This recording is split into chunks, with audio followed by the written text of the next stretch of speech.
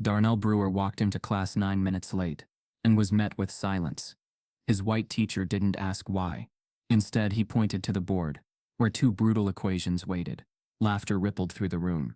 It was a set, but when Darnell solved them in seconds, the class went quiet, and someone hit record. What they did with that video would destroy everything. Before we deep dive into this interesting story, subscribe to our channel, and tell us where are you watching from. Share in the comments below. Rain lashed against the windows of Brookshire High, a quiet suburban school where appearances mattered more than truth. Inside, the hallways glistened with fresh wax, echoing with the sound of sneakers squeaking against linoleum. The morning bell had already rung. At exactly 8:09 a.m., the heavy glass door to room 204 creaked open. Darnell Brewer stood there, 16 tall, with damp curls plastered to his forehead, a single drop running down the side of his cheek. His hoodie was soaked, his notebook clutched against his chest like armor. He had run all the way from the bus stop after the driver refused to wait, watching the yellow bus disappear around the corner while rain swallowed his words. Every pair of eyes in AP Calculus turned toward him. There was laughter from the back, hushed and sharp. Mr. Galbraith, a tall man with slicked back hair and a tie too tight around his neck, paused mid-sentence. The whiteboard marker in his hand froze in the air. Mr. Brewer, Galbraith said slowly, enunciating each syllable as if tasting something bitter. 9 minutes late. Darnell opened his mouth to apologize, but Galbraith lifted a hand, stopping him cold. Without another word, the teacher turned to the board and drew two long equations, thick, looping symbols that sprawled across the white surface. Advanced calculus, the kind of problem most students wouldn't even attempt without a calculator. He capped the marker, turned and gestured toward Darnell with a faint smile that didn't reach his eyes. Solve them. The class went silent. Only the sound of rain tapping the glass filled the air. Darnell hesitated, unsure whether it was a genuine question or a punishment. He looked around. Faces stared back, some curious, others smug. The unspoken message was clear. Prove you belong here. Darnell took a deep breath, stepped forward and reached for the marker. His hands trembled slightly, but his mind was clear. Numbers had always been his language, his refuge. Every equation was a rhythm, a story waiting to be solved. As he began to write, the tension in the room thickened. His movements were fluid, confident, almost instinctive. Within seconds, the board filled with symbols, fractions, and cancellations. His focus was absolute. For a moment, he forgot the dripping cuffs of his sleeves, the weight of all those eyes. He was somewhere else inside the equation itself. A murmur ran through the room as he reached the final line and underlined the answer. Galbraith's eyes narrowed. Check your work, he said flatly. I already did, Darnell replied softly. For a long moment, no one moved. Then Galbraith leaned forward, scanning the solution. His lips tightened. It was perfect. Every line precise, every transition elegant. He couldn't find a single flaw. Lucky guess, Galbraith muttered, forcing a small laugh. The class laughed with him, half-heartedly, but they'd seen what he'd done. So had he. The silence that followed was uncomfortable, filled with an unspoken recognition that Darnell had just outperformed expectations, expectations shaped by skin color more than skill. Darnell stepped back toward his seat, trying to steady his breathing. His heart pounded, not from solving the problem, but from the heat of judgment pressing down on him. He sat near the window, the rain now nothing more than faint streaks of light. A blonde student near the front, Rachel, whispered just loud enough for others to hear. He must have seen that online or something. Another boy chuckled. Yeah, who solves that in, 30 seconds? The laughter grew, and Darnell stared at his notebook, pretending not to hear. He wanted to believe the equation had spoken for itself, but he could already feel it, the creeping sensation that it hadn't.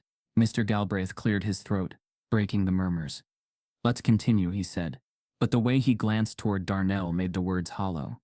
His tone carried the quiet resentment of being proven wrong by someone he didn't expect to be right. As the lesson dragged on, Darnell barely heard the teacher. His mind replayed every second of that moment. The hush, the marker, the disbelief. He thought maybe, just maybe, something had shifted, that people had seen him for who he truly was. But across the room, someone else had been watching too closely. Trevor Marks, a tall junior with a smirk permanently carved into his face, had recorded the entire scene on his phone. The camera had caught Darnell walking in late, drenched and nervous, then solving the equation in record time. It had also caught the laughter afterward. When the bell finally rang, Darnell was the last to pack up. He looked toward Galbraith for acknowledgement, maybe even quiet respect, but the teacher was already erasing the board, leaving no trace of what had happened. Darnell walked out into the hallway, where voices buzzed like static. He didn't notice Trevor leaning against a locker, phone in hand, grinning as he typed. That afternoon, as rain turned to sunlight and buses rumbled away from the lot, the video made its way online. The caption read that he Googled it. It was posted to TikTok, then reposted to Instagram, then screenshotted to Twitter. The comments poured in within minutes, thousands of strangers dissecting a teenager they didn't know, mocking him, doubting him, turning brilliance into a spectacle. By dinner time, Darnell's phone wouldn't stop buzzing. He didn't check it. He just sat at the kitchen table, staring at his untouched plate, the sound of rain fading outside. In another part of town, Mr. Galbraith watched the same video on his laptop.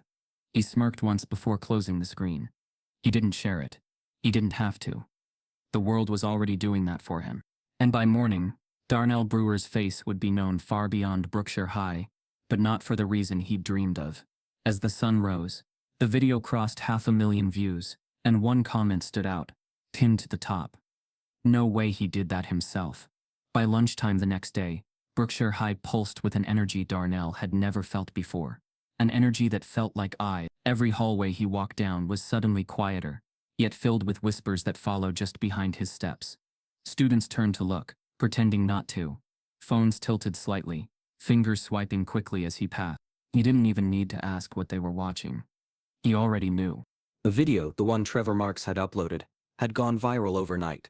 It had started as a joke among classmates, then spiraled into something monstrous. By noon, it had crossed 400,000 views, but it wasn't admiration fueling its spread. It was disbelief dressed as curiosity, prejudice hidden behind digital smirks.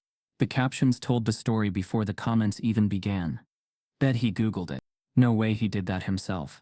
Affirmative action genius. He's probably a plant from some woke program. And sprinkled between them, a few weak defenses drowned by laughter and cruelty. Darnell sat in the cafeteria, tray untouched. He scrolled through the comments on his phone, thumb trembling. Every word cut deeper than the last.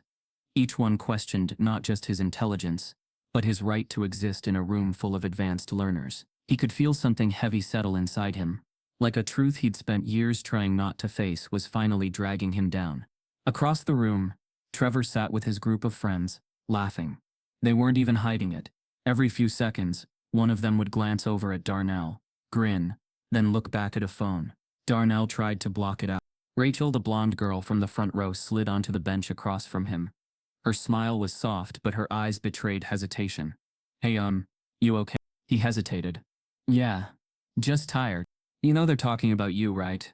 Online? She asked, as if he didn't already know. It's crazy how fast it blew up. You're like famous. Her tone was meant to sound light, maybe even kind, but something about it felt wrong. Fame wasn't the word. Fame implied choice. Guess people love a good story, he said quietly. Yeah, she murmured, eyes flicking toward Trevor's table. Even when it's not true.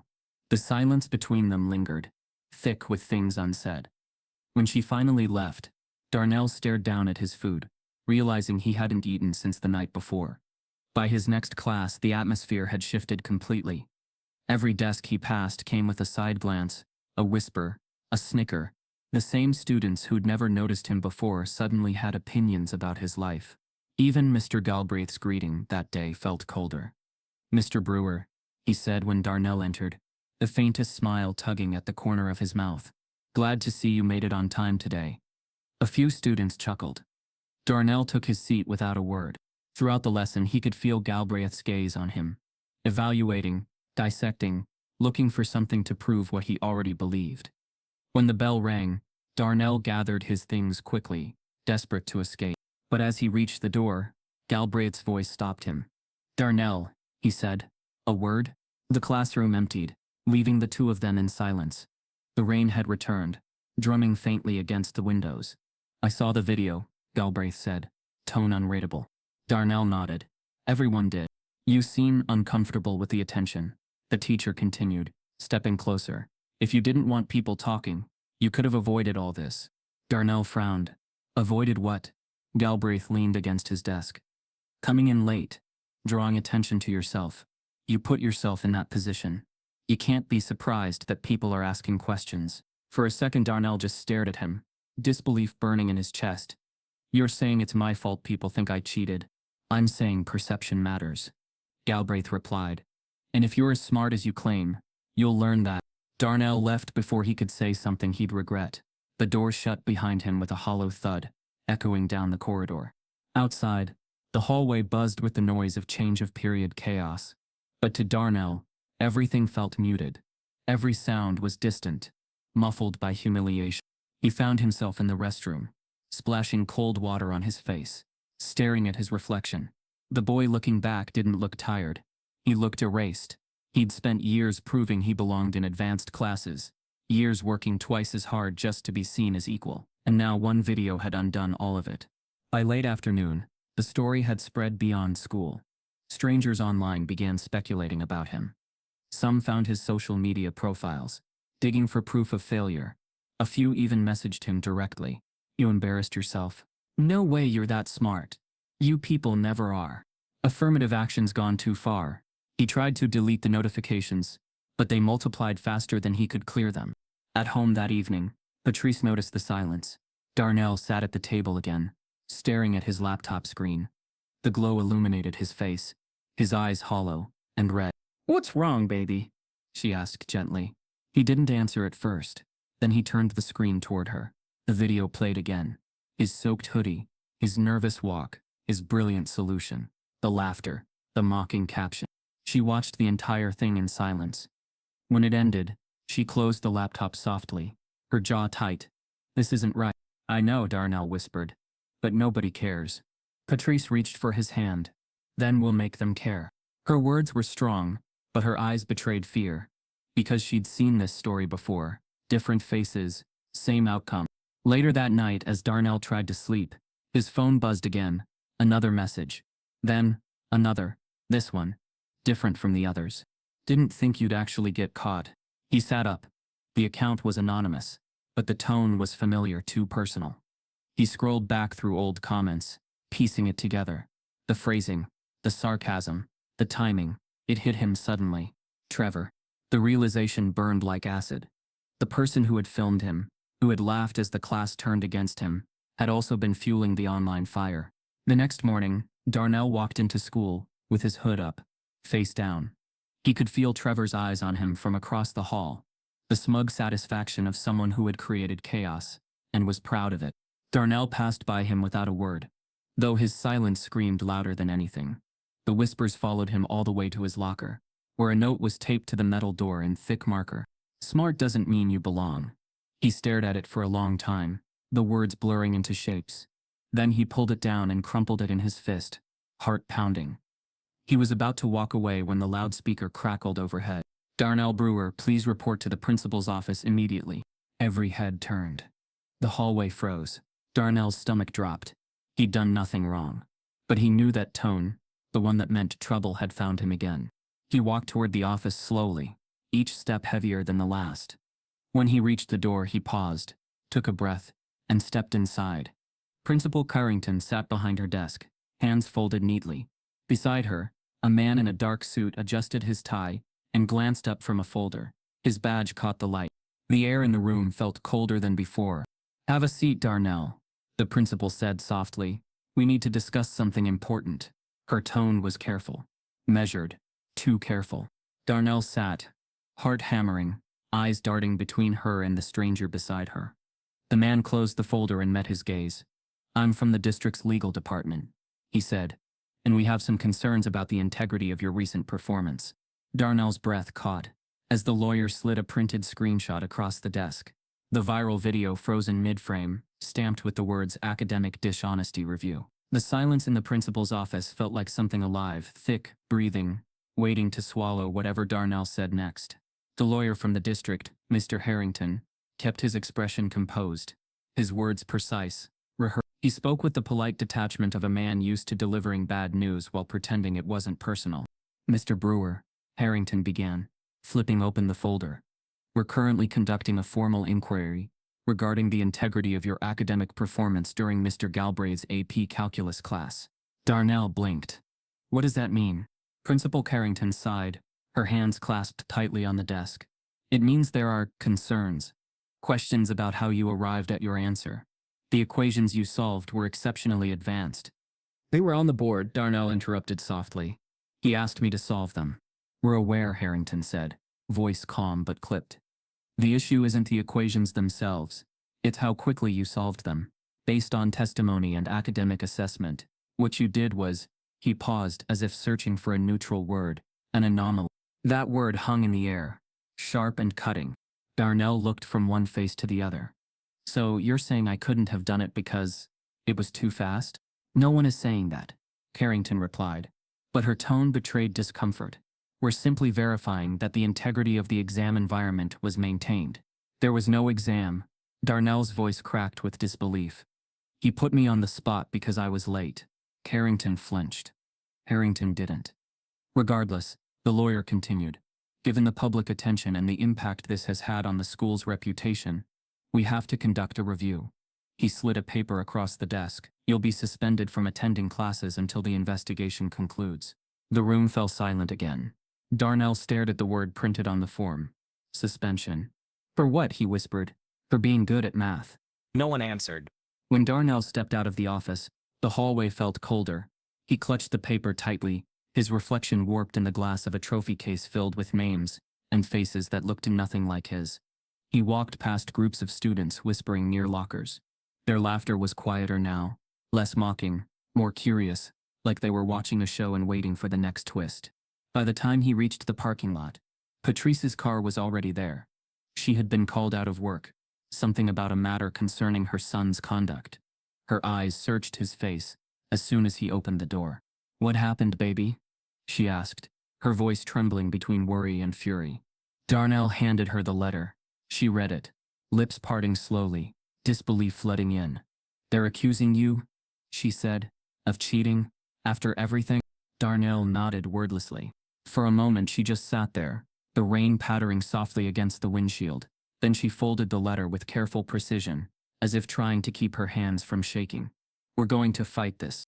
Her tone was firm, but Darnell heard the break beneath it, the heartbreak of a mother who had done everything right, yet somehow still lost control of the story. At home the silence was heavier than ever. The television murmured in the background, replaying a local news story that Patrice hadn't wanted to hear but couldn't turn off. Viral controversy continues at Brookshire High, the anchor announced. The student at the center of the incident, identified as 16-year-old Darnell Brewer, is now facing academic investigation amid questions of misconduct. Darnell's photo flashed on screen, not the confident, bright-eyed image from his honor roll ceremony, but a still frame from the video, his hand midair, chalk in motion, face caught between focus and fear. Patrice's jaw clenched. They didn't even ask your side, she whispered. Darnell stared at the screen, voice low. They don't need to. They already made up their mind. The next morning, she took him to the district office, demanding answers. The receptionist avoided eye contact as she handed over another stack of paperwork. The review process takes time, she said mechanically. Patrice leaned forward. My son didn't cheat. He's been doing math like that since he was 8. You can check his records, his competitions. Ma'am, the receptionist interrupted, her smile brittle. It's out of our hands now. Patrice exhaled, stepping back, her voice trembling. You mean it was never in your hands, right? No reply. By evening, the story had shifted again. Online headlines now read, Student under investigation, after viral math clip. Was it real talent or academic dishonesty? School launches integrity review, following suspicious performance. Every word was another wound. Every headline replaced genius with fraud. Darnell avoided his phone, his laptop, his friends. He spent hours sitting on the porch, listening to the sound of the neighborhood dogs barking, cars passing, the ordinary world continuing without him. He thought about the equations, the precision, the rhythm of his mind when numbers made sense. But now even his thoughts felt wrong, tainted by doubt, planted in him by people who never believed he could be what he was. Patrice joined him outside, blanket over her shoulders. She didn't speak at first. When she did, her voice was quiet, I knew this would happen someday. Darnell turned toward her confused. What do you mean? I mean, she said slowly. This world loves a black boy's talent, until it threatens someone's comfort. Then suddenly, it's not talent, it's trouble. Darnell swallowed hard. So what do? We prove them wrong, she said. Not just for you, for everyone who looks like you, and walks into a room where they're already doubted. Her conviction steadied him, but something inside him had cracked, small and invisible. 2 days later, a letter arrived, the official suspension notice. Darnell would not be allowed to return to school until the district completed its review. His teachers would send assignments remotely. He crumpled the paper and tossed it aside. He knew what it really meant. It wasn't a review. It was excellent. Patrice tried calling the district again. No one answered. She left messages. No one called back. That night, as thunder rolled in, and rain began to fall again, Darnell sat in his room surrounded by books and notes, proof of his brilliance. Yet all he could hear were those words echoing in his head. Anomaly. Investigation. Integrity. He opened his laptop, stared at the blank screen for a long time, and finally typed one sentence. They don't believe me because they never wanted to. Then, quietly, he shut it again. The next morning, Patrice went to work early, promising to meet with a lawyer later that week. Darnell stayed home, pacing, restless. The house was too quiet. Around noon, he heard the sound of footsteps outside, soft, deliberate. Then a thud. Something had hit the front door. He opened it cautiously. On the porch lay a thick manila envelope, unmarked, rain dampening its edges. He picked it up, looked around. No car, no footsteps, nothing. Inside, wrapped in a sheet of printer paper, was a USB drive and a single note written in block letters. You need to see what really happened before you walked in. Darnell's pulse quickened. His fingers trembled as he plugged the drive into his laptop. A video file appeared, timestamped at the morning of the incident. The footage showed room 204 from an angle he hadn't seen before, like it had been recorded secretly from the back corner of the class. The camera shook slightly as it zoomed in on the whiteboard. There was Mr. Galbraith, minutes before Darnell entered, standing beside another student. He was smiling in a way Darnell had never seen before. Then he leaned toward the student, whispered something, and drew the two equations deliberately on the board. Darnell froze as the student laughed. Galbraith smirked, tapped the marker against the board twice, and said clearly enough for the microphone to catch, "Let's see if our little genius can handle this." The clip ended there. Darnell sat back in his chair, heart racing, mind spinning. Someone had known. Someone had been recording long before he ever stepped into that room. But who? And why now? As thunder cracked outside, Darnell replayed the clip, then noticed something he hadn't before. In the reflection of the classroom window, just behind Galbraith's shoulder stood another figure, half hidden, holding up a phone.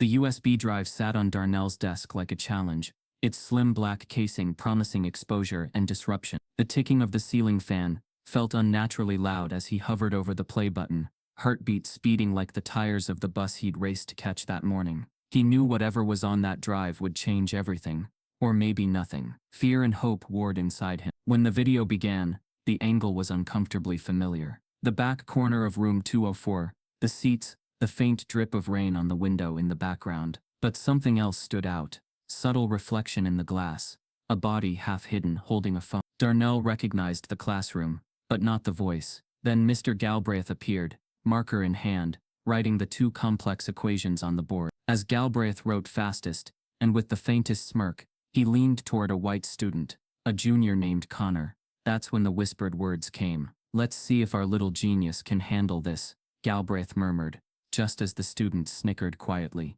The camera captured it. Darnell froze. Patrice entered the room then, her presence momentarily breaking the spell. Darnell paused the video, pointed at the screen. "Look, there." She leaned closer, eyebrows knitting together. "He said it. He called you our little genius." The words landed heavily between them. Patrice's lips pressed into a thin line. "He's mocking you," she said finally, voice small but firm. This was planned. Over the next hour they watched more. Emails printed months ago, saved on the USB, revealed a pattern. Galbraith had been sending passive-aggressive notes to colleagues. "Darnell's brilliance is interesting. Unusual for the class," one read. Another, I'll be curious how long he lasts. Sometimes talent needs management. The emails were dated, unsigned but clearly authored by someone who feared that a black student might outshine the comfortable hierarchy of white academic dominance. The cruelty was veiled in compliment but dripping with expectation of failure. Darnell's stomach turned. Here he was, accused of cheating. But the real orchestrator was standing behind the board all along. The hidden camera, the smirk, the emails, they revealed a system working against him. This was no coincidence. He realized he had been baited, every student laughing behind him, every Googled it share. Perhaps it wasn't ignorance but design. You have whatever you need now, Patrice said, her voice steady though her eyes flickered with sleepless nights. This changes things. Darnell nodded slowly. He felt the weight of the truth settle on his shoulders. But exposure wasn't protection. If anything, it made him more vulnerable. The next day, with the drive in his backpack, Darnell returned to school. His suspension still hung, but he walked the halls differently. No longer the boy hiding from whispers, but the boy with the evidence. He noticed the stares changed. They were sharper, speculative, some edged with panic as if people sensed the tide shifting. Trevor still glared, phone in hand. Galbraith's gaze flickered briefly in his direction, and something in that look told Darnell everything he needed to know, that the teacher knew Darnell knew. They arrived at the hearing scheduled for the district. The notice had changed. What was supposed to be a simple integrity review was now labeled formal expulsion hearing. Darnell's chest tightened as he read the words. Expulsion. The term felt final, as if they were erasing him, and the board's response was immediate and harsh. They refused to allow the USB footage into evidence. The baton of justice, Darnell realized, was not in his hands. It had already been passed. At the hearing room, without the video, Galbraith's defense was polished. He claimed he had been mentoring gifted students informally, that the board was misunderstanding the context of his emails, that the camera must have been placed without authorization, and thus invalid. The board chairman nodded politely, but with steel behind his eyes. They stated it was administrative discretion to block the footage, citing student privacy policies and chain of custody concerns. Darnell sat beside Patrice, the USB drive hidden in his jacket pocket. He wanted to speak up, to demand the video be seen, but his throat was dry and the room oppressive. He realized the hearing was scripted, the outcome predetermined. Still, his heart flared with indignation. This was bigger than one suspension. It was about who gets to be seen as capable, deserving, human. And then as the board began to deliberate, a voice from the back cleared its throat. The door opened slowly. A representative from the local press stepped in, camera off. The board chair frowned. The representative handed one of them a slip of paper. Eyes flickered. The chairman's jaw tightened. They excused the student parent while the board deliberated. Patrice squeezed Darnell's hand. No matter what they say, she whispered, they can't delete what's true. When they were called back, Darnell stood to exit the room. His mind raced with the implications of the blocked video and the hidden agenda that had brought him here. He realized this fight wouldn't just be for himself, but for every student with talent, especially those whose skin color made them invisible. He stepped out into the hallway and paused at the window. The rain had begun again, but this time the droplets traced patterns like tears sliding down glass. In that moment, Darnell knew the next battle would escalate far beyond classroom walls. As Darnell and Patrice walked to the parking lot, Patrice's phone buzzed with a text message. Meet me. I have the board's sealed minutes. The next morning, the outside world breached the quiet bubble of the Brewer household. On the breakfast table, beside the half-finished cereal and the steaming mug of coffee, lay the local paper. The headline read, Math Prodigy or Cheater. Brookshire High in turmoil. Patrice picked it up with trembling fingers. Darnell leaned against the kitchen counter, his hoodie pulled up, sleeves rolled to his elbows. He'd spent the night awake, scanning the footage, listening for echoing voices of doubt. Mom, he said quietly, they turned me into a case, not a student. Patrice nodded, her lips tight. I know, baby, I know. She flicked the page across the table, pointing to a photo of the school's front steps where protesters had already gathered. On one side, signs read, Let him learn.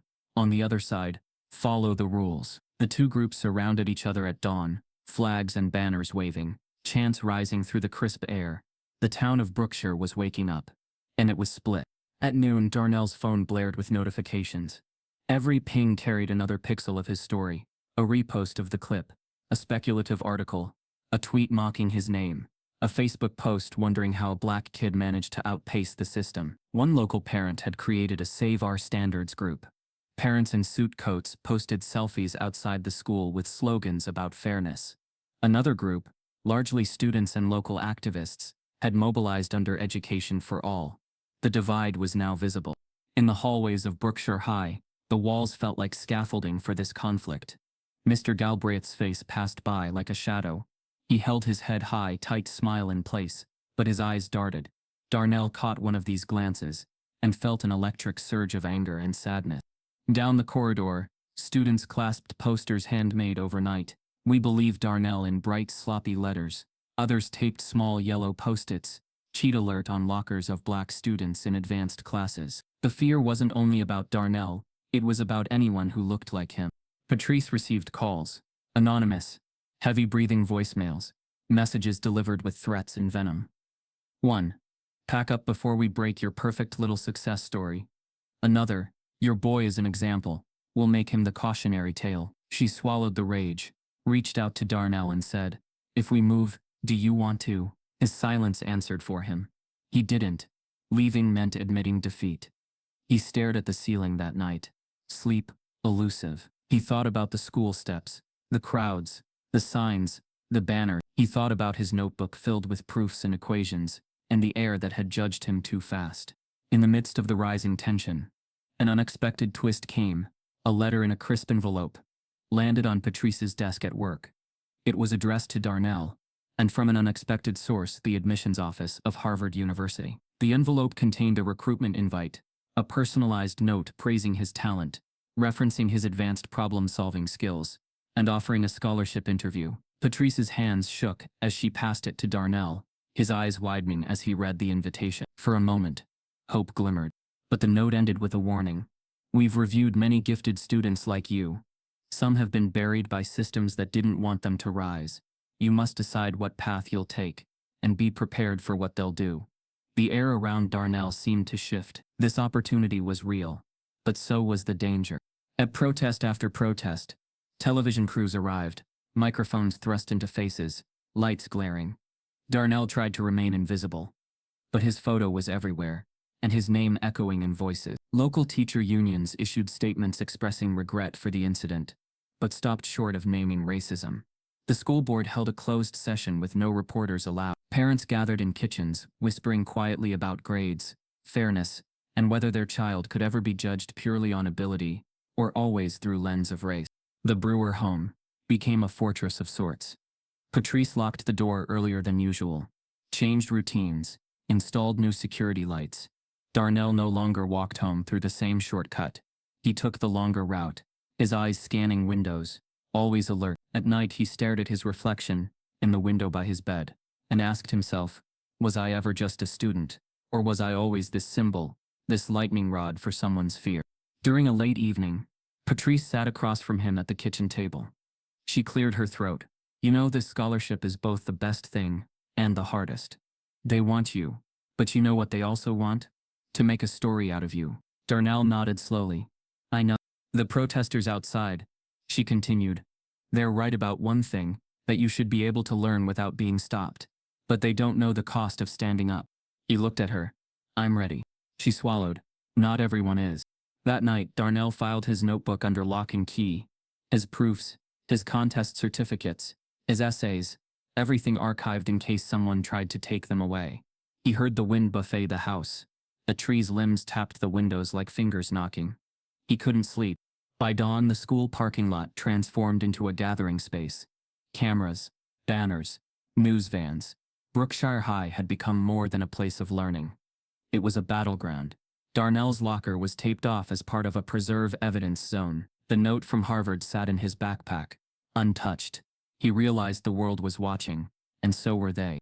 Late that afternoon, as the rain began to fall, and the TV crews turned their lenses off, Darnell's phone buzzed with a message from an unknown number.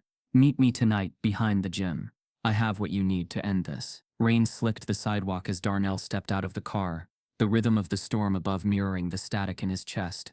He wore the only suit he owned, charcoal gray, a little tight in the shoulders. Patrice had spent the morning ironing every crease.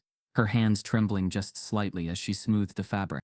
The hearing was held in the district board's administrative building, a space that looked more like a courtroom than a school facility. Dark wood paneling, rows of chairs filled with faculty, legal staff, and reporters, and a raised platform for the board members. All of it felt calculated, intimidating. Darnell walked in carrying a foldable whiteboard under one arm and a dry erase marker in his jacket pocket. On the whiteboard, already written in bold black letters, "Prove I cheated." The room went still. Cameras clicked. Teachers shifted in their seats. Mr. Galbraith, seated at the front with his lawyer beside him, didn't even glance up. Patrice stood near the door, jaw set, arms crossed. Her presence anchored Darnell, but only just. Every step toward the center of the room felt like moving through thick mud, but he stood tall. The board chair, a pale man with steel-framed glasses, opened the proceedings. "This hearing will determine whether Darnell Brewer is to be expelled for academic dishonesty," he began, tone coldly official. "The student may speak after staff statements are entered into record." What followed was an hour-long parade of backhanded character assessments.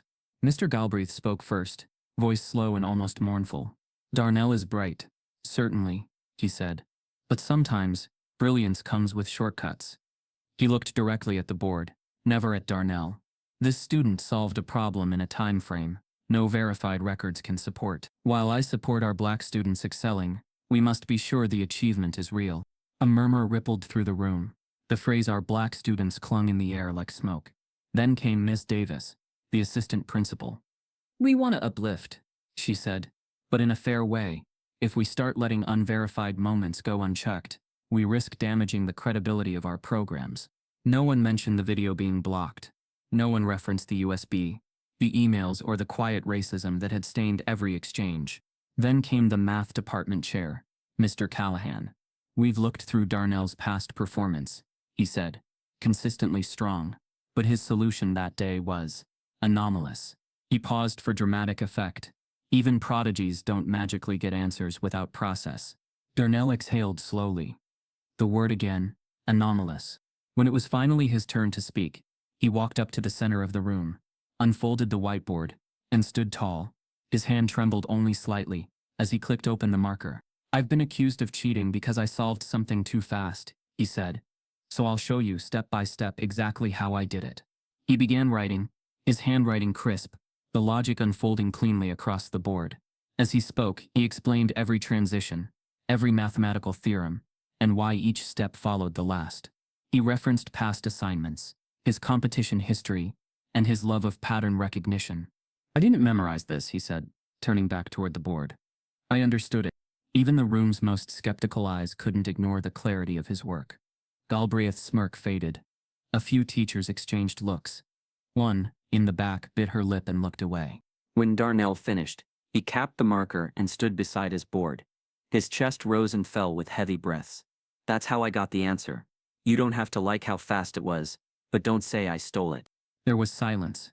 For a brief moment, it felt like the room was tilting toward him. Then the board chair adjusted his glasses and spoke again, his voice devoid of emotion. "We appreciate the demonstration. However, perception matters. In these situations, it's our responsibility to uphold the integrity of the school, even in the face of complicated circumstances." Darnell stared at him. Complicated, not unfair, not racist, just complicated.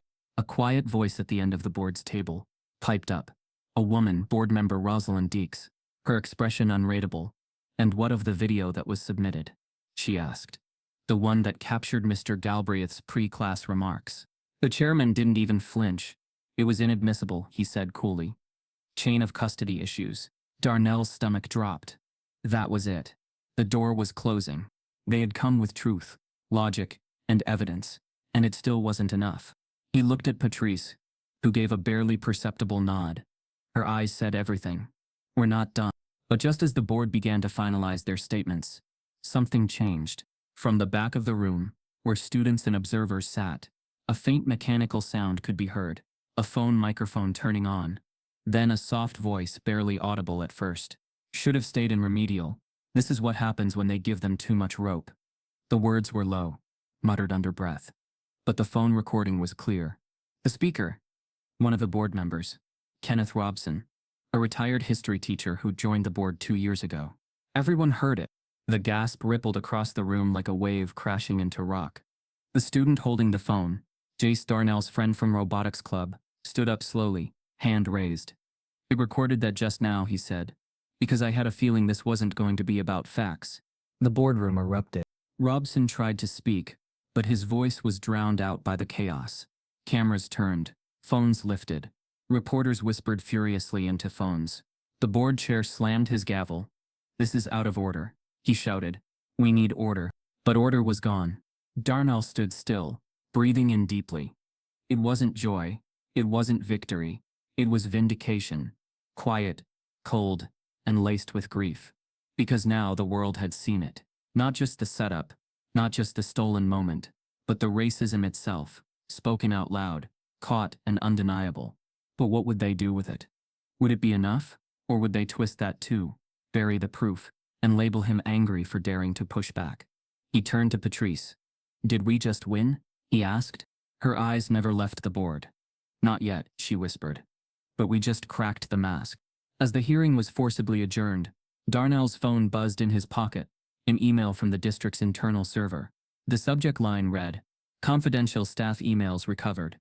Do not disclose," and it was sent from an anonymous address. The next morning, the world woke up to Darnell Brewer's voice, not speaking, not defending, but existing in the background of a viral clip that would shake Brookshire to its core. The recording of the board member's slur had leaked overnight. It was posted anonymously, but the caption was unmistakable. "Heard this at Darnell Brewer's expulsion hearing. Listen closely." Within hours, it spread like wildfire. News anchors replayed the audio, their tones tight with feigned neutrality. Podcasts dissected it. Commentators debated whether it was misinterpreted or taken out of context. But to anyone who had ever sat in a classroom and felt invisible, the meaning was crystal clear. Should have stayed in remedial. This is what happens when they give them too much rope. The words looped over and over online, attached to headlines that turned Darnell into something bigger than himself. By noon, protesters flooded the school lawn again. Only now the signs were sharper, the chants angrier. "We heard the truth," one group shouted. "End racist education," echoed another. Across town, in neighborhoods that had long felt ignored, murals began to appear. Darnell's face painted large, confident, solemn. Beneath it, words that once felt impossible. "Prove, I cheated." The same words from his whiteboard now became a rallying cry. But inside Darnell's house, the mood was far from victorious.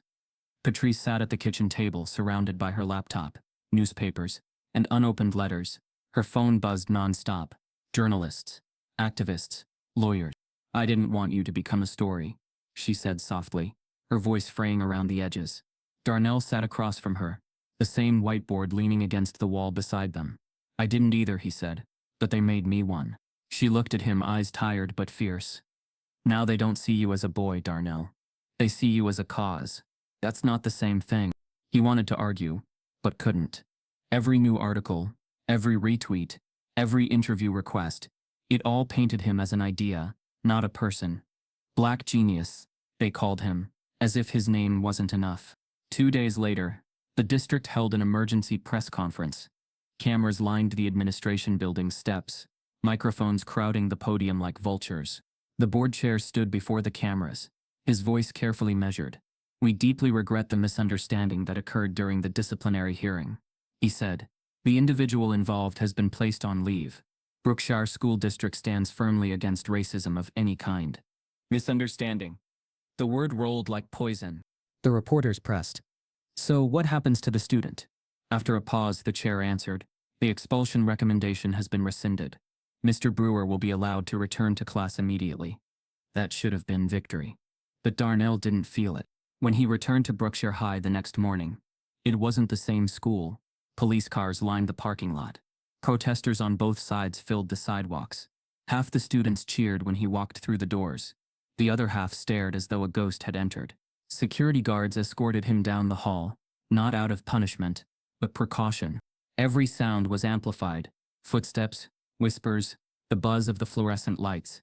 Even the smell of disinfectant seemed louder than before. In first period, his old desk sat empty, waiting for him. When he took his seat, the room went silent. No one spoke, not even Mr. Galbraith. The teacher glanced at him briefly, then returned to his notes. The silence was suffocating. At lunch he sat alone. His friends didn't know what to say. The few who approached spoke in careful tones, like he was something fragile. "Man, I can't believe what they did to you," one said. "But hey, you're famous now." Famous, the word made him sick. That evening, Patrice drove him home in silence. The protests had grown louder outside the school gates. Someone had spray-painted "Justice for Darnell" on the gym wall. Another, in red letters, wrote "Stay in your place." The town was splitting open, and Darnell was the fault line. Later that night, as rain tapped gently on the windows, Darnell scrolled through his phone. One clip caught his attention. A pundit on national TV, white hair, expensive suit. "This isn't about race," the man said smoothly. "This is about discipline. When you make exceptions for behavior, you set a dangerous precedent. The system isn't racist, it's protective." The audience clapped. Darnell's stomach tightened. He shut off the phone, tossed it aside, and stared at the ceiling. He wanted to disappear. But every attempt to fade back into normalcy only made him louder in the world's eyes. He was no longer Darnell Brewer, the student who loved math. He was a headline, a symbol. Meanwhile, Patrice received an email from the district's internal affairs office. The subject line read, "Parent Advisory Follow-up." But when she opened it, the message wasn't from the district at all. The sender's name was hidden behind a generic email, equityoffice.gov. The message was brief. "Ms. Brewer, I have reviewed your son's case and the attached footage. What happened in Brookshire isn't isolated. There's a pattern here. District-wide, Darnell's situation is only the latest in a chain of suppressed academic investigations involving black students. I'd like to speak privately." Attached was a document labeled "Confidential Preliminary Findings." Patrice hesitated, heart pounding. When she clicked it open, the screen filled with data tables, names, and notes. Case 4, Jefferson High, black student accused of cheating on AP Physics exam. Evidence dismissed. Student transferred. Case 8, Parkview Middle, black student removed from gifted program after teacher complaint. No misconduct found. Case 11, Brookshire High, current. Pattern repeats. Same staff involvement. The pattern wasn't new. It was institutional. She called Darnell downstairs, her voice trembling. "Baby, you need to see this." He skimmed through the files, eyes widening. "These are kids from here," he whispered. "From around here." Patrice nodded. "They've been burying them, one after another." He looked up at her, something fierce and electric flickering in his eyes. "Then they won't bury me." For the first time since the ordeal began, Darnell's voice carried conviction instead of exhaustion.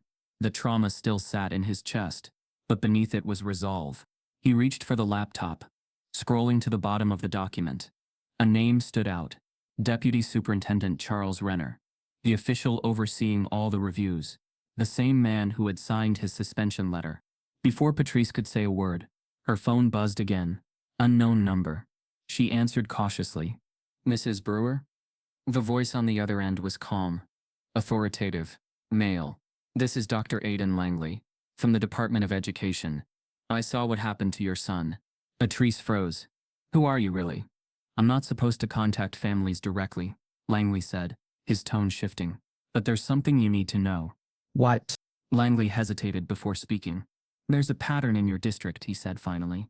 "And Darnell's just the latest.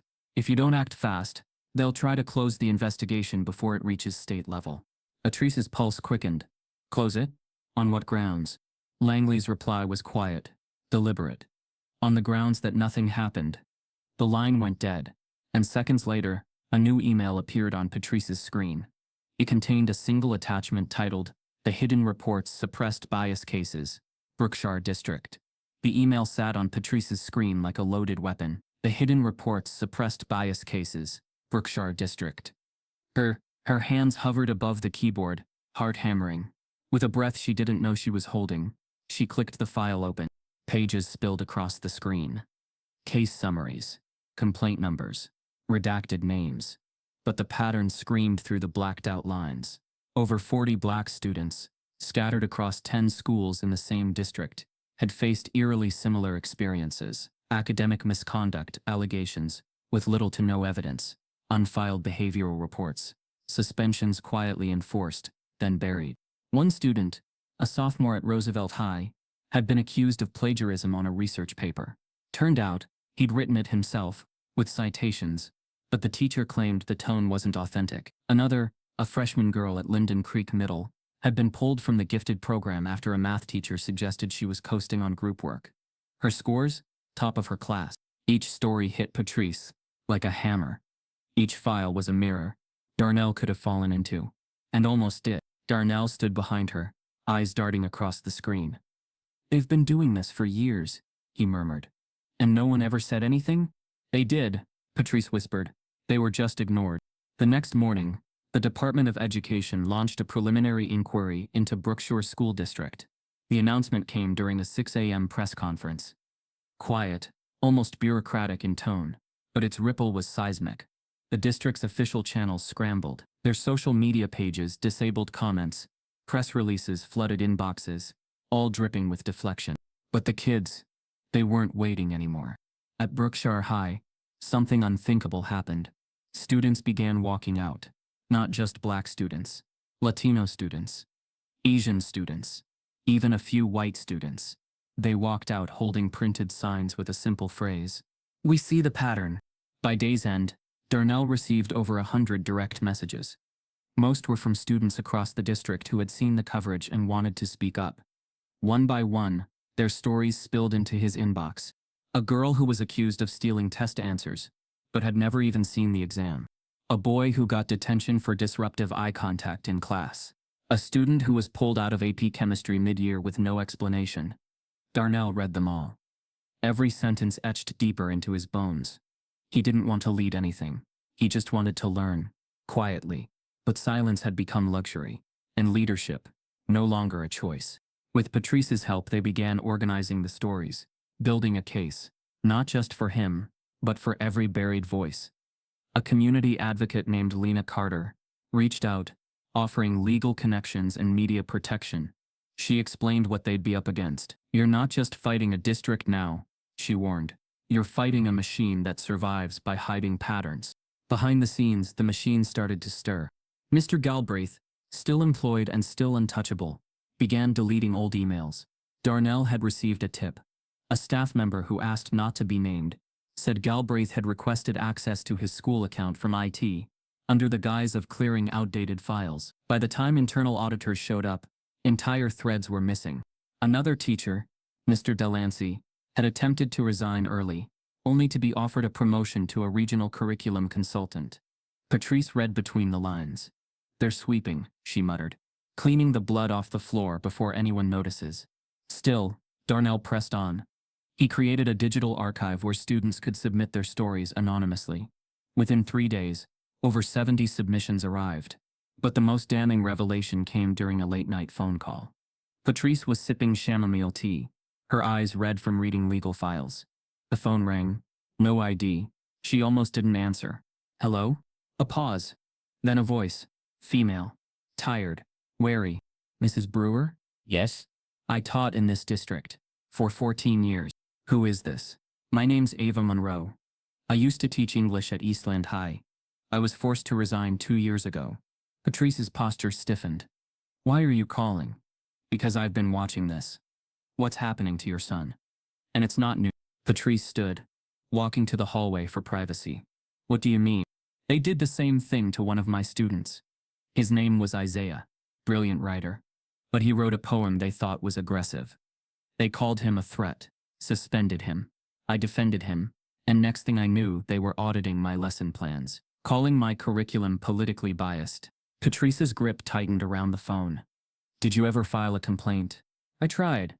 HR lost the paperwork, but I still have copies of what they didn't know I printed." "What kind of copies?" Eva hesitated. "Internal memos, staff meeting summaries, handwritten notes. There are real records, racial performance data that was never published. They hid them in off-network files." Patrice's breath caught. "Where?" A pause. Then, "In the district's curriculum development server. But you won't find them online. They stored the backups manually." "I know." Patrice looked down at the glowing screen on her desk. The faces of children, the silent victims of institutional suffocation. Her jaw clenched. "I need those files," she said. Ava exhaled. "Then meet me tomorrow." I'll show you where they buried them. The line went dead. The next morning, Darnell stood outside Brookshire High, watching a student-led press conference unfold on the lawn. One by one, students stepped forward to share their stories. Some wore school colors, others wore black, all of them wore determination. A local reporter approached Darnell. "Do you think this will change anything?" she asked. He looked past her, at the mural someone had spray-painted on the brick wall. "Patterns break when people see them." "I don't know," he said quietly, "but I'm going to try." That afternoon, while the media buzzed around Brookshire's crumbling facade, Patrice prepared to leave for her meeting with Ava. Before she stepped out, she turned to Darnell. "You sure about this path?" she asked. He nodded. "They want me quiet. I can't give them that." She placed a hand on his shoulder. "Then let's finish what they started." As Patrice reached the meeting spot, a small public library on the edge of town, a woman approached her carrying a folder. But before she could speak, a black SUV parked across the street rolled its window down, and a camera clicked from the back seat, aimed directly at them. The air inside the small public library was thick with an uneasy stillness, the kind that settled over places built to be quiet, but now held secrets too loud to ignore. Patrice stood just inside the foyer, damp from the drizzle outside. Across from her, the woman who had called herself Ava Monroe leaned against a shelf lined with forgotten encyclopedias, clutching a folder so tightly her knuckles turned pale. "You were followed," Ava said in a low, urgent voice. "Did you see that SUV outside?" Patrice nodded slowly. "Window down. Camera pointed right at us." Eva's eyes flickered to the glass door behind them, then back to the folder. "They're watching. They know you're close." "Close to what exactly?" Patrice asked, her voice sharp. Eva handed her the folder. "To the pattern they've spent a decade trying to bury." Inside the folder were hard copies of documents that should never have been printed. Internal reports, yearly performance assessments, memos marked internal use only. But it wasn't the classification that made Patrice's stomach drop. It was the numbers. 10 years of racial grading data, across the Brookshire district. Across all high schools in the district, black students consistently scored higher in standardized testing, but were enrolled in advanced placement courses at half the rate of their white peers. At the same time, their disciplinary actions, especially subjective infractions like disruption or non-compliance, were triple the district average. There were handwritten annotations in the margins of some of the memos. "Manage AP quotas carefully. Disproportionate gifted enrollment, a political risk. Potential for grade inflation optics. Monitor minority averages." Patrice's eyes blurred with rage. They built a system to filter out the best of them, and called it standards. Ava nodded, her voice hoarse. They called it equity, but it was suppression. Inside one folder marked grading discrepancies. Not for distribution, Patrice found the most damning page. A breakdown of scores from the past 2 years. Darnell's name was on it. He had ranked in the top 3% of all math students in the district. Yet, according to the file, a note had been added beside his name months before the cheating accusation. The note read, "Reevaluate for placement bias. Monitor future performance." They were watching him long before the equation ever hit the board. That night, Patrice brought the documents home, laid them out across the living room table, like evidence at a courtroom trial. Darnell stood over them, quiet at first, reading every page with the slow, devastating realization of someone discovering that his success had been a threat from the start. "These aren't mistakes," he said. "They knew exactly what they were doing." They always do. Patrice replied. "They just make it look like it's about policy."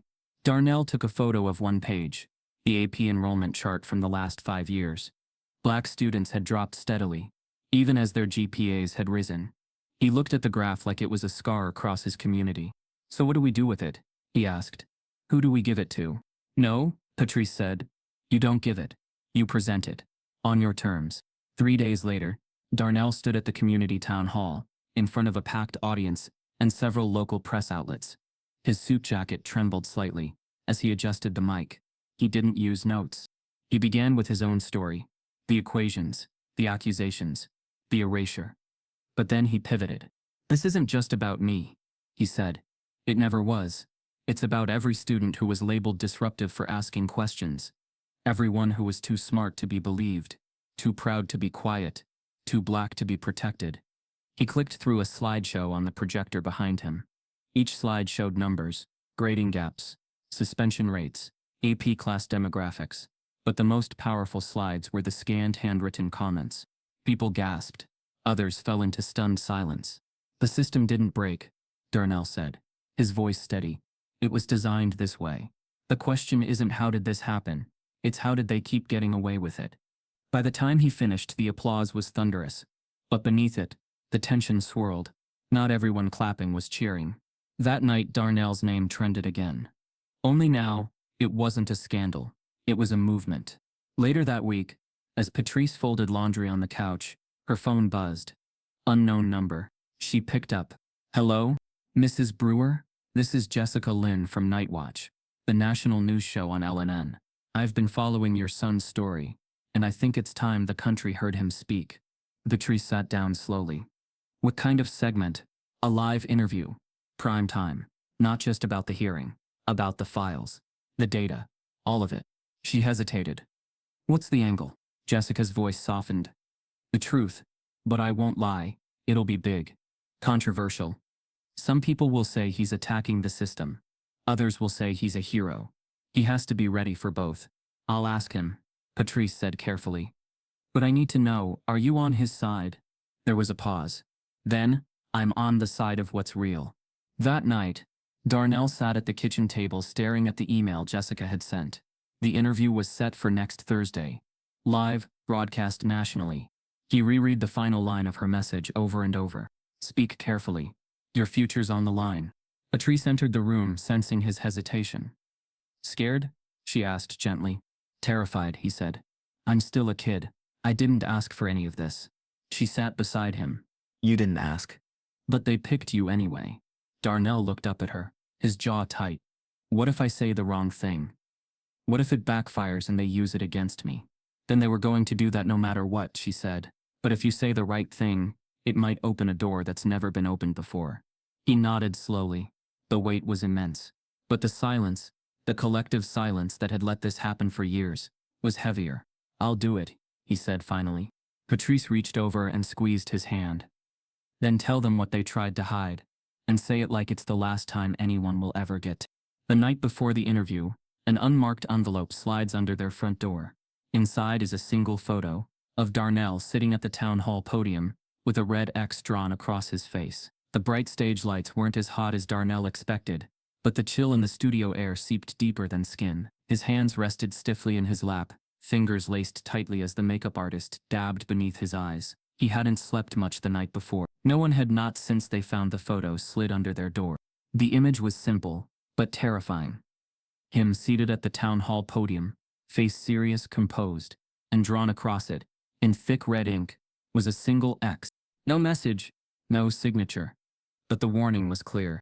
Now, under the glaring lights of Night Watch, one of the most watched news shows in the country, Darnell sat with every part of his story. The pain, the files, the numbers, the threats, packed inside him like gunpowder. One spark would be enough.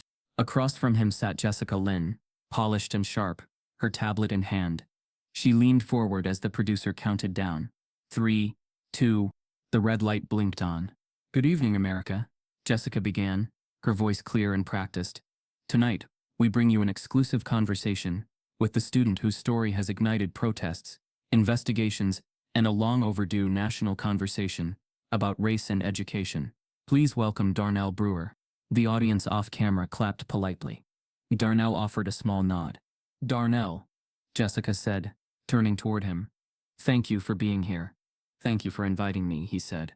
His voice was soft but steady. Calm fire. Jessica's expression softened. You've become a symbol to many people. But at the start, you were just a kid walking into AP Calculus. What happened that day? Darnell didn't hesitate. I walked into class 9 minutes late. It was raining.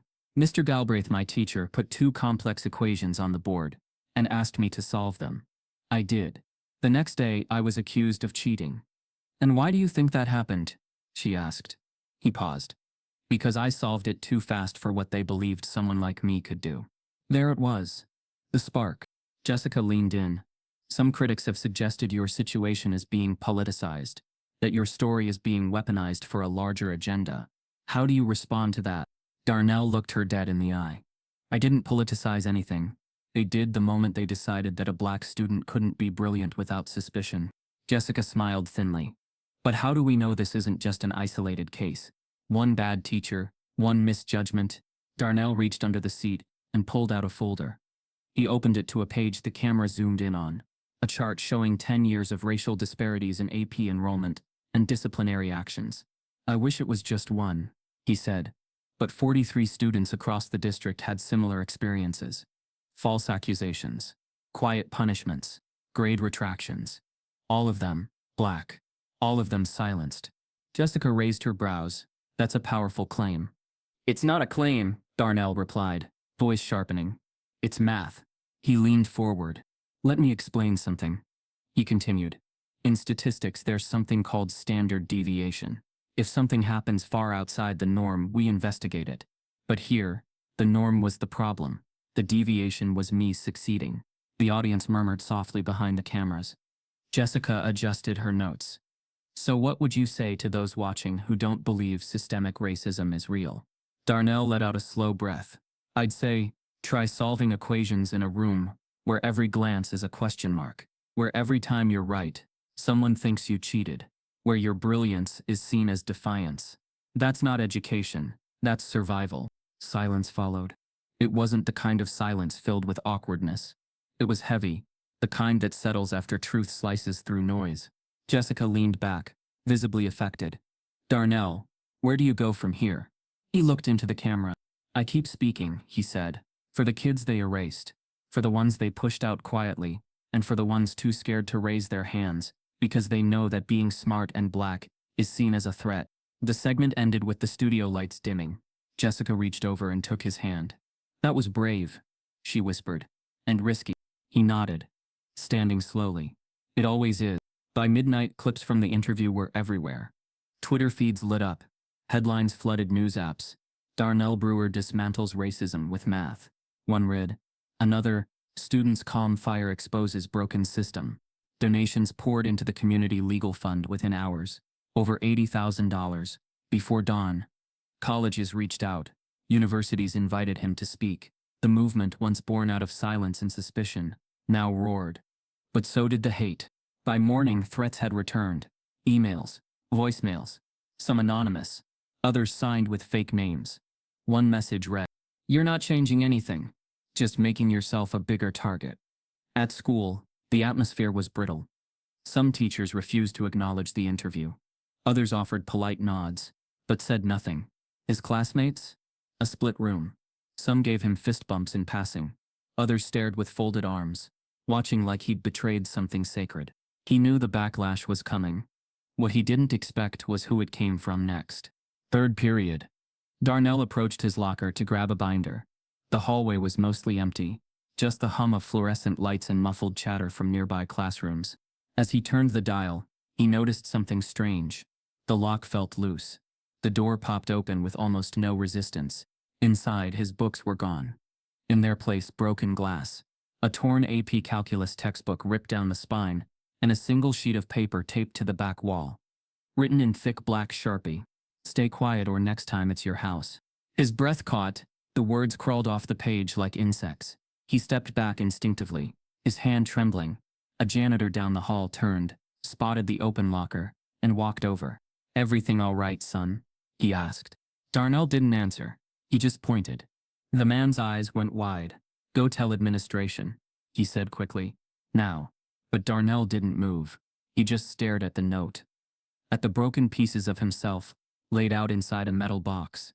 The message was clear, not just to him, but to everyone who had seen the broadcast. The school wasn't safe. Not entirely. Not even now. Security was called. The principal stammered apologies, but no one claimed responsibility. There were no cameras pointed at the lockers. No suspects. No leads. Just fear. Again, Patrice met him in the front office after being called in. When she saw the note, her face went pale, but she didn't cry. Not this time. Instead, she turned to the principal and said, "If you can't protect my son, I will." Darnell sat in the car that night, staring out the window as they drove home. "They want me to stop," he whispered. "They want you afraid," Patrice corrected. "That's not the same thing." But he was afraid. Not just for himself, but for his family, for the kids who would come after him, for the idea that no matter how smart he was, how composed, how mathematical, he could still be targeted, still be broken. He knew the interview had changed the narrative, but it had also painted a target on his back, and whoever had drawn that red X was still watching. That night, as Darnell lay in bed, his phone buzzed with a text from an unknown number. It simply read, "You're not the only one. Meet me at the courthouse steps. Midnight." The first sign that the danger had moved from digital to physical came just before sunrise. The Brewer household was asleep when it happened, except Darnell, who lay staring at the ceiling, his phone resting on his chest. He hadn't answered the midnight message yet, the one telling him to meet at the courthouse steps. His thumb hovered over the screen, uncertain, half believing it might be a trap, half hoping it wasn't. Then came the sound. A sharp, violent crack of glass shattering. It echoed through the house, like a gunshot. Patrice screamed from down the hall. Darnell bolted up as cold air rushed into his room from the broken window downstairs.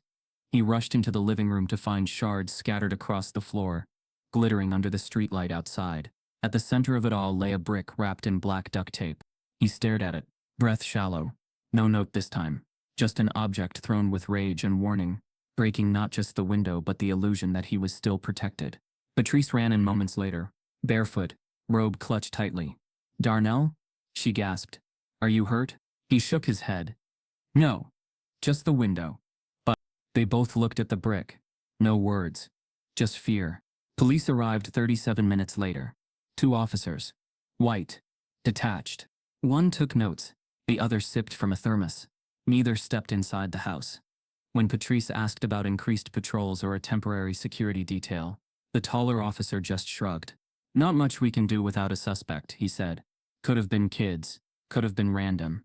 "It wasn't random," Patrice snapped. "This is the 3rd threat in a week." The officer clicked his pen shut. "Well, ma'am, without a witness or a camera." "You mean without a confession?" she corrected. He smirked. "Pretty much."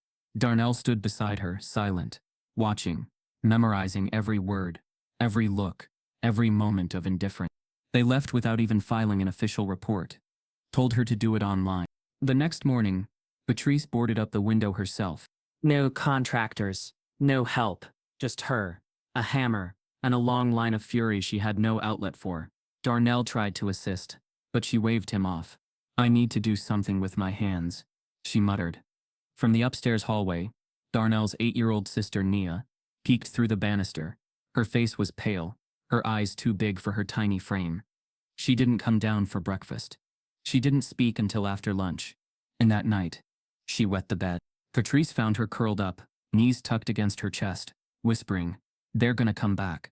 The house was no longer a home. It was a fortress under siege. Darnell sat in the kitchen, staring at the town hall flyer he had designed the day before. Bold letters at the top. "The hidden pattern. Exposing racism in our schools." He had planned to unveil the full documents. Every file, every memo, every buried number. He'd invited press, students, parents. He even arranged for a live stream. But now, with bricks and veiled threats and police that yawned instead of helped, Patrice stared at the flyer. "You still gonna do it?" He hesitated, then nodded. "Especially now. You know they'll come for you harder after. I'm counting on it." She exhaled through her nose. "I hope you know what you're doing." "I don't," he admitted. "But I know what I can't do. I can't stop. Not now." Word of the event spread fast. Flyers posted. Emails sent. A few local news blogs picked it up. Students buzzed. The district issued a bland statement about respecting the rights of students to gather. But behind the scenes, resistance boiled. The same day Darnell's flyer went viral. The school board scheduled a conflicting parent forum on school safety at the same exact time. It was a cheap play meant to drain attendance from Darnell's event. But it backfired. Even more people signed up for his live stream. 2 nights before the event, Darnell received an anonymous email. Subject line: "Be careful who's watching." No body text. Just one attachment: a grainy photo of Darnell speaking to a group of students outside the gym. In the far left corner, partially hidden behind a stairwell, was a figure in a uniform, Brookshire High's assigned campus police officer, Officer Jace Holder. Zoomed in, you could see something in the officer's hand. A plastic baggie. Another email came the next day. This time, there was a voice memo attached. It was staticky but clear enough. A whispering voice. Mail. They're planting stuff. Lockers. Pockets. Especially if you speak up. It's not just teachers. One of the cops is in on it. Ask about Locker 1. Darnell's breath caught. Locker 117 belonged to Keon, another black student, a sophomore who had recently been suspended for having unauthorized materials. He'd claimed he was framed, but no one had listened. Darnell replayed the memo twice, then showed Patrice. "We need to go to the school board," she said. "They won't care," he replied. "We need to go public." He opened his laptop, attached the photo, uploaded the voice memo, started drafting a second segment for the town hall presentation. Weaponized discipline. When protection becomes persecution. The night before the town hall, the fear thickened. Even their neighbors had started avoiding them. One woman across the street, a white mother who had once invited them to block parties, crossed the other sidewalk when she saw Patrice at the mailbox. At 11:43 p.m., Darnell's phone buzzed again. Another unknown number. Another warning. "Cancel tomorrow. You're making things worse. You won't like what happens if you keep going." He showed it to Patrice. She took the phone, held it in her hand for a long moment, then looked up at her son. "If they're scared of the truth," she said quietly, "then the truth is even more important." The morning of the town hall was overcast, the kind of gray that makes everything feel heavier. The community center filled quickly. Parents, students, reporters, local politicians, even a few teachers, sitting near the back with arms folded. Darnell stood backstage breathing slow and deep, while Patrice adjusted the mic clipped to his shirt. "You ready?" she asked. "No," he said, "but I'm going anyway." She smiled. "Good." Outside behind the center, a squad car idled in the alley. Inside it, Officer Jace Holder watched the live stream on his phone. He tapped his finger against the steering wheel, expression unreadable. In the seat beside him lay a folder marked Locker Sweep Logs. It was blank. As the live stream begins, and Darnell steps on stage, Patrice's phone buzzes, an anonymous message with a file attached. The message reads, "They're planning a sweep tonight. You're not on the list, but Keon is, and so is your son." The message Patrice received during Darnell's live stream was chilling in its simplicity, and damning in its intent. "They're planning a sweep tonight. You're not on the list, but Keon is, and so is your son." Attached was a file, a spreadsheet. Patrice tapped it open with trembling fingers. The document was titled Disciplinary Priority Audit, Internal Use Only. The names were listed in 3 columns. Flagged, locker sweep. Flagged, backpack check, and monitor for escalation. Darnell's name appeared in column 1. Keon's in both 1 and 2. Her breath caught. She turned toward the stage, where Darnell stood under the hot lights, addressing a packed community hall with poise and purpose. He was in the middle of explaining statistical disparities in gifted programs when her phone buzzed again. A second message. "You have 5 hours. If they find what they plant, they'll make sure it sticks." She didn't hesitate. Patrice texted Lena Carter, the activist attorney who had been helping organize student protections behind the scenes. One line. "We need hidden cameras. Tonight." By 7:45 p.m., after the event ended, Darnell stood in the back parking lot of the community center, flanked by students and volunteers. Patrice approached, eyes serious. "They're planning to hit lockers by morning," she said, "and they're coming for you." Darnell stiffened. "What?" She handed him the phone. "We've got maybe a few hours before they plant something they'll discover during school hours." He stared at the spreadsheet, a heavy silence wrapping around him. Then he looked up, jaw set. "Then we catch them before they can." At 10:14 p.m., 3 hidden cameras were positioned inside Brookshire High. One near the hallway junction outside the science lab, angled discreetly toward a row of lockers. One inside the janitor's closet, placed behind a cracked tile near the vent. And one, the riskiest, placed inside locker 492 Keon's. Patrice worked with Lena and 2 tech-savvy students from the robotics club to ensure each camera was motion-triggered and remotely accessible. Darnell insisted on staying close. He sat in the back of Lena's SUV in the school lot, refreshing the feed every few seconds. Minutes passed. Nothing. Then at 12:07 a.m., movement. A figure stepped into frame near locker 117, the same one Keon had been assigned before being moved. The figure wore dark pants, tactical boots, a badge clipped to his belt, Officer Jace Holder. He moved fast. Practiced. Glancing left, then right. His hand slipped into his pocket, pulled out a folded paper, printed cheat sheets. He reached for the locker handle, used a master key, and opened it silently. In went the paper. Door closed. 30 seconds. Then he moved on. Locker 30. This time, the camera inside captured everything. The angle was slightly off, but there was no mistaking the hand slipping a second cheat sheet behind a textbook. On his wrist, a gold watch. The same one Jace wore every day. The moment the locker shut, Darnell hit record. By dawn, the footage was stitched together and backed up across 5 different devices and cloud folders. Patrice, Darnell, and Lena met with a local journalist, one who had already been suspicious of the district's discipline metrics. The journalist watched the clip in silence. When it ended, he turned to them. "Do you understand what this means?" he asked. "You're not just exposing racism. You're exposing manufactured criminality. That officer's career is over. And this district," he didn't finish. By 8:11 a.m., the video hit social media. The title was simple: Proof of the Setup. Brookshire officer caught planting evidence in black student lockers.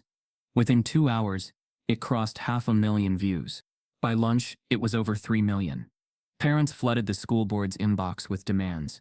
News vans lined the streets. Students walked out again, this time in silence, carrying signs that read, "We told you." Officer Holder was suspended immediately pending investigation. But no public apology followed. No press conference. No statement of outrage. Instead, the school board tried to shift focus. That same afternoon, they released a curious press memo, buried under the headlines. Brookshire District announces new curriculum advisory appointment. Congratulations to Mr. Peter Galbraith on his promotion to statewide curriculum consultant. Darnell stared at the screen in disbelief. Galbraith. The man who mocked him. The one who orchestrated the first equation. The teacher who triggered the spiral was now elevated, not punished. "It's like they're doubling down," Patrice muttered, "rewarding the ones who played the system best." "He set the tone," Darnell said. Holder just followed his lead. It was a twist no one saw coming. Not even the press. The conversation online fractured. Some users demanded Galbraith be investigated next. Others, more insidious, began reframing the narrative. "This is why kids shouldn't be political. Why are we letting one kid bring down an entire district? Galbraith must have done something right, if the state promoted him." Lena called that evening, her voice tense. "They're redirecting the storm," she warned. "They can't deny the footage, so they're muddying the water. Galbraith's promotion is a message, not to you, to others. Stay in line and we'll protect you." Darnell sat in his room, phone buzzing every minute with new updates. He stared at his wall, at the copy of the town hall flyer, at the math competition certificate from 2 years ago, at the whiteboard, with "Prove I Cheated" still written across it in dry ink. He thought he had reached the center of the maze, but the maze was bigger, and now, the architects were climbing higher while pretending to clean the floor. Later that night he received an email. No subject, no signature, just one line. "Galbraith is more than a teacher. Check his consulting work from 3 years ago. State pilot programs, that's where it starts." Patrice scrolls through the State Education Board's public grant database and freezes, discovering Galbraith had authored a pilot grading model that normalized statistical outliers by race, and it was quietly adopted statewide. The numbers didn't lie. They never did. Darnell sat in his room, blinds drawn, laptop open, the hum of his desk fan the only sound in the house. The glow of the screen bathed his face in soft blue light, as his fingers moved with steady precision, not on a calculus problem, but on something far more complicated. The letter was titled, "The Equation They Never Solved." It wasn't a memoir. It wasn't even an essay. It was an indictment, and it was written in a language the system couldn't ignore: mathematics. He mapped it out like a theorem. Let P represent potential. Let R represent racial perception. Let B the school system, and let B be bias, institutional and unmeasured. His opening line was bold, deliberate. If P is high but R sees B, then S reduces P by an invisible constant, until potential approaches zero. He continued, "This isn't theory. It's been practiced, coded, normalized. In classrooms across America, black students are not simply educated. They are filtered, adjusted, corrected. Their brilliance is seen as a glitch, their confidence as disruption, their speed, suspicion." He embedded graphs from the Brookshire data, pointed out how statistical normalization in Galbraith's pilot grading model suggested that outlier performance from minority students should be weighted for consistency. In simple terms, if a black student scored too high too often, the system flagged it. He wrote about the pilot program's quiet rollout in 5 districts, including Brookshire, about the fact that no public meetings were held, no parents informed, that Galbraith, under the guise of academic alignment, had helped design a model that labeled exceptional black students as anomalies to be corrected, not elevated. And he ended with this: "I was never your problem to solve. I was your answer, and you failed the test." When Darnell published the letter online, it didn't explode. It expanded like a pulse, quiet at first, then relentless. Within 24 hours, professors were tweeting it with stunned respect, activist groups reposted it, mathematicians praised the precision of his breakdown. Students across the country began tagging their schools. "We're checking our equations now." Universities requested permission to include the letter in curriculum. Media outlets turned entire segments into readings of it. A black high school student in Atlanta wrote, "I've never seen myself explained with numbers before, and I finally understand why I felt erased." But Darnell didn't feel triumphant. He sat on the back porch with Patrice, the air heavy with summer humidity, the cicadas humming like distant static. She handed him lemonade. "You did it, baby." He took the glass but didn't drink. "They'll move on," he said quietly. "People will talk about it for a week, then they'll post something else. Some other story. Some new fire." Patrice looked at him for a long time. "Maybe. But some fires don't burn out. They change the temperature of the whole room." He nodded, slowly. But his eyes were still distant. He wasn't angry. He wasn't even bitter. He was mourning, for what he had lost, and for those who'd never get back what had been stolen. 2 days later, the consequences began. A whistleblower from the state education office leaked internal communications, showing that Galbraith's pilot grading model had triggered concerns during early trials. Notes from one administrator read, "Disparity concerns raised by parent groups, especially in advanced STEM tracks." Another, "Model normalizes gifted performance by race. Possible legal exposure." Yet the program was pushed forward, quietly renamed, rebranded as a consistency metric. With pressure mounting, Galbraith finally spoke. In a tepid video from what looked like a vacation home, he denied any wrongdoing. "I've always advocated for fair grading. If anyone misunderstood my intentions, I regret that," he said, expression flat. The backlash was immediate. Within hours, state lawmakers released a statement calling for his resignation. Civil rights organizations threatened legal action. Educators who had implemented his model began distancing themselves. By the end of the week, he was gone. Resigned. Silenced. Erased. Just like the students his model had aimed to suppress. Darnell watched the news that evening with no satisfaction. There were no celebrations in the Brewer household. No balloons. No laughter. Because behind every page he'd published, every statistic and story, was a classroom that had made someone else feel small, had made someone else quit, or change schools, or believe they were less than. He thought of Nia, his little sister still scared to sleep alone. He thought of Keon, suspended, dragged into something he never asked for. He thought of Isaiah, the boy Ava Monroe had once taught, whose poetry had been called a threat. He thought of all the final equations that had been written for black students long before they ever got to solve them for themselves. One afternoon, Patrice received a call from a DC number. She was sorting mail when her phone rang. She nearly didn't answer. "Hello? Miss Brewer," the woman said, her tone measured but warm. "This is Regina Harmon. I'm calling from the House Committee on Education and Labor." Patrice blinked. "Excuse me? We've been following your son's case closely. His letter, his evidence, the patterns he exposed. We'd like to invite you to testify at our upcoming hearing on systemic bias in public education." Patrice sat down slowly. "You want me?" "Yes, ma'am," Harmon said. "We want your voice, your story. We believe this isn't just about one district, but a system, and your son helped prove that." Patrice looked across the living room to Darnell, who was sitting at the table with his laptop, reviewing more student testimonies. "Let me talk to my son," she said quietly. "Of course," Harmon replied. "But please know the whole country will be watching." That evening, as Patrice considers the invitation, a knock echoes at the door. When she opens it, no one is there, just a box on the porch, wrapped in brown paper.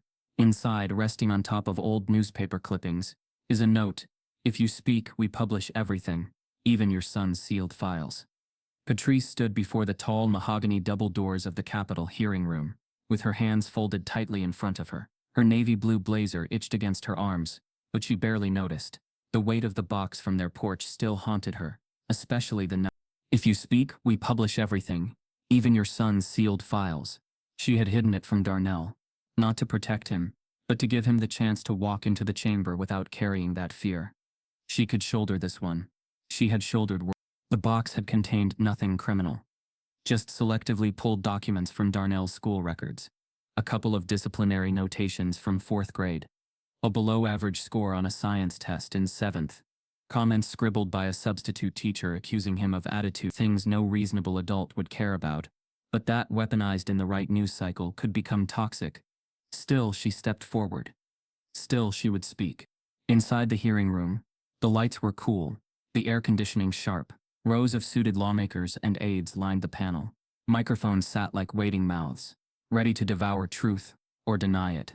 On one side, the press. On the other, rows of guests, students, educators, parents.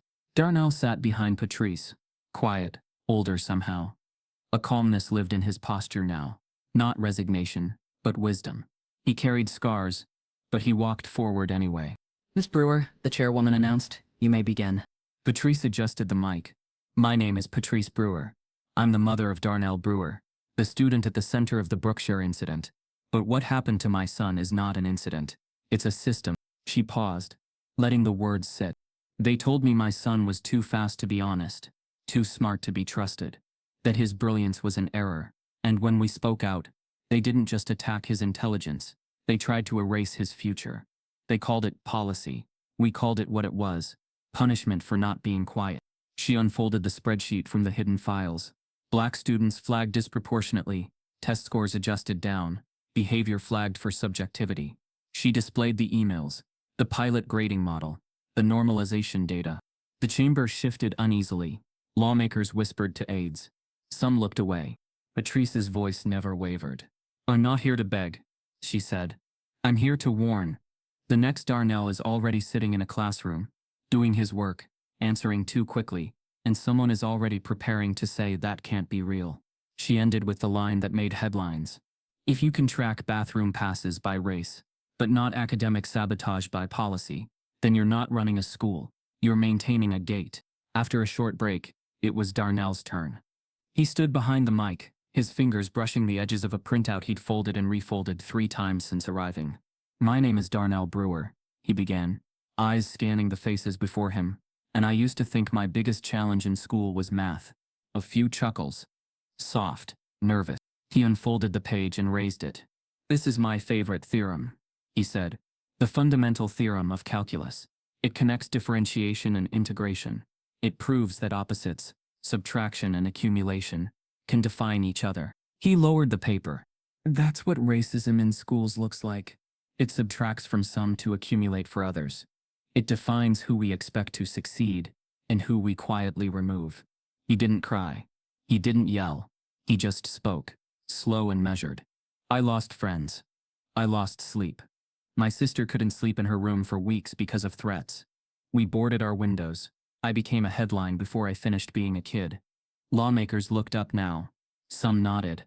Others scribbled notes, their pens a beat behind the weight of his words. "But I'm still here," he said, voice rising slightly. "And I didn't ask for that. I asked to learn. I asked to be seen. That's it." He finished by lifting a small dry erase board he brought with him. 3 equations written across it. "I solved these under pressure, in silence, in suspicion. Not because I wanted attention, but because I was told to. And when I did, the world decided it must be a lie." He looked directly at the committee. "So now I'm asking, when will the system solve for itself?" The room went still. Then applause. Small at first. Then growing. Lawmakers typically prohibited such noise, but no one stopped it. That night, clips of Patrice and Darnell's testimony dominated news headlines. A mother's warning to Congress. Brilliance doesn't equal belonging. The Darnell Brewer story. One equation that broke the curve. Hashtags trended worldwide. School districts across the country began audits. Universities issued statements pledging transparency. One state halted rollout of its grading normalization software pending review. Still, Darnell didn't feel relief. He sat in a quiet hotel room that night, staring out at the Washington skyline, wondering how many kids had come before him, crushed and forgotten, with no hearing and no platform. "I wish I had done more," he said aloud. "You did more than most grown men," Patrice replied, standing behind him. He turned to face her. "But I can't give them back what they lost." She nodded. "So help them build something new." A week passed. Then 2. And, just as the momentum began to slow, the mail arrived. It came in a white envelope, no frills, postmarked from Cambridge, Massachusetts. Inside, a single page. "Dear Darnell Brewer, on behalf of the Massachusetts Institute of Technology, I am thrilled to inform you of your acceptance into our undergraduate program, with a full 4-year scholarship under the Martin Luther King Jr. Scholars Initiative. Your work, your courage, and your clarity have inspired our academic community. Welcome to MIT." He read the letter 3 times, then once more aloud. Patrice cried quietly, holding it against her chest like it was a birth certificate. But Darnell, he just stared at the signature at the bottom, the dean's name, and whispered to himself, "This time, I solved it on my terms." Moments after reading the acceptance letter, Darnell's email pings. A new message, from an unfamiliar address.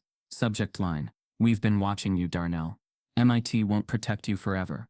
The wind off the Charles River felt different than back home. Sharper, cooler, like it had seen things, carried secrets between lectures and libraries. Darnell Brewer stepped onto the MIT campus alone, 2 years after the world had watched him dismantle an educational system with nothing but truth and equations. He carried no fanfare, no security team, just a single suitcase, a backpack full of worn notebooks, and a mind that refused to be quiet. His mother had insisted on coming, but he had gently said no. He needed to walk onto this ground, without anyone reminding him of what he'd survived. He needed to see if it was real, if brilliance could live here without apology. His dorm room was simple, clean, 2 beds, 2 desks. His roommate hadn't arrived yet, but above his desk, carefully unrolled from a padded envelope, he pinned a frame to the wall. Inside it, the 2 equations Mr. Galbraith had written on the board, that rainy morning, one in bright red, the other in blue. At the bottom, Darnell had written, in thick black Sharpie, "Prove I cheated." He stared at it for a long time. He didn't frame it to celebrate the pain. He framed it because it was the moment that broke him, and built him back differently. Those equations were no longer just math. They were resistance, memory, fire encoded in logic. MIT moved at a pace Darnell welcomed. The lectures weren't easy. They weren't meant to be. But for the first time, he didn't feel watched when he raised his hand. No teacher paused before calling on him.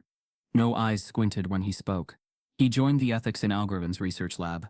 By his 2nd semester, his first proposal stunned the room, an adaptive model to detect racial bias in school grading systems, using the very methods that had once been used to target him. He titled it, "Correcting the Correction: Realigning Algorithmic Assumptions in K-12 Education." At first, some faculty were skeptical. "It's too activist," one professor mumbled. "Too risky," said another. But his advisor, a Palestinian-American AI ethics expert named Dr. Lena Youssef, pushed the proposal through. "Let him write with the weight of experience," she told them. "That's what truth sounds like." The model used historic school data across 3 districts to compare real-time teacher scoring trends against anonymized student IDs. It flagged inconsistencies tied to race, gender, and perceived behavior. In its early trials, it showed that some teachers adjusted Black students' scores downward on subjective assignments nearly 17% more than their white peers, even when rubrics were identical. The report made national news again, but this time, the headlines read differently. MIT student develops AI to detect racism in schools. From accused to architect, Darnell Brewer's revenge is math. He solved their equation. Now he's rewriting the formula. Despite it all, Darnell remained quiet in manner, deliberate in speech. He rarely gave interviews now. He declined offers to brand himself, to become an influencer for educational justice. He had done all that already. This season was about building something quieter, something permanent. He did visit home occasionally. Patrice had moved into a smaller house outside Brookshire, and while the threats had stopped, the scars remained. Nia was now 10. top of her class, and fiercely protective of her older brother. She once told a teacher that if anyone accused her of cheating, she'd bring 5 cameras and a lawyer. He smiled when Patrice told him, but sometimes he lay awake at night in his dorm, wondering if he would ever truly stop waiting for the next note, the next whisper, the next test of whether he was allowed to be excellent without suspicion. Then came the moment that stitched the story closed in a way even he hadn't expected. It was the second week of his senior year. Darnell was now a TA for an advanced algorithmic design course. He stood near the whiteboard as students filed in, murmuring, sipping coffee, settling into the rhythm of early autumn lectures. The professor, an older white man named Dr. Ellison, who knew Darnell's story but never once treated him like a news headline, began writing on the board. Then, 10 minutes into class, the door creaked open. A student stepped in late, drenched from the rain outside, hoodie dripping, breath heavy. The class turned. Ellison paused, marker still in hand. There was a beat of silence. Then the professor gestured toward the board and said, without a hint of irony, "You're late. Solve it." It was instinct, a classic professor's game. But the moment carried too much history for Darnell. The class held its breath. And Darnell, he smiled. Not a smug smile. Not a bitter one. A knowing smile. He picked up a marker, walked over, and handed it to the student. "You got this," he said gently. The student blinked, confused, then took the marker and stepped forward, glancing nervously between the symbols. They weren't easy equations. They weren't meant to be. But the student solved them. And when they finished, Darnell clapped once, slow and clear. The class followed. No one recorded it. No one needed to. Because something unspoken had shifted. Not just in the room, but in the story. Darnell had become what they never wanted him to be. Someone who stayed. Someone who healed. Someone who handed the marker to the next student, and didn't need to be the hero. Just the doorway. That night, Darnell returned to his dorm, opened his laptop and drafted a new line for the project's website. It read, "This system didn't break me. It broke itself trying to contain me. Now I build the future it never imagined." As he closed the laptop, his email pinged again. Another new message. But this time, it wasn't a threat. Subject line: "We've reviewed your algorithm. The Department of Education wants to pilot it." He leaned back in his chair, eyes on the framed equations, and let the moment land. Just as Darnell begins to type his reply, another message appears, from a private consulting firm tied to Galbraith's past work. It reads, "We'd like to acquire your model. Name your price, or we'll make one better, without your name on it." If you've ever been told you're too good to be true, or watched someone silenced for being brilliant while black, then you already know this story isn't fiction. It's a mirror. And it's still happening. Type yes if you believe silence shouldn't be the price of success. Subscribe if this broke your heart. Because the next Darnell deserves better.